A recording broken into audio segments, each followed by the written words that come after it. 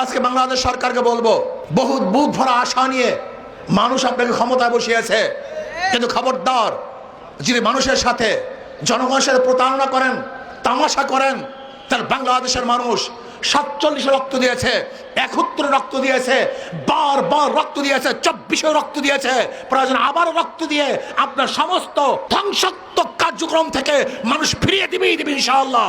আমরা মনে করছি যে এই বাংলাদেশকে ভারতের করদ রাজ্য বানানোর জন্য তাদের যে দীর্ঘদিনের প্রয়াস, এটা এখনো থামে নাই।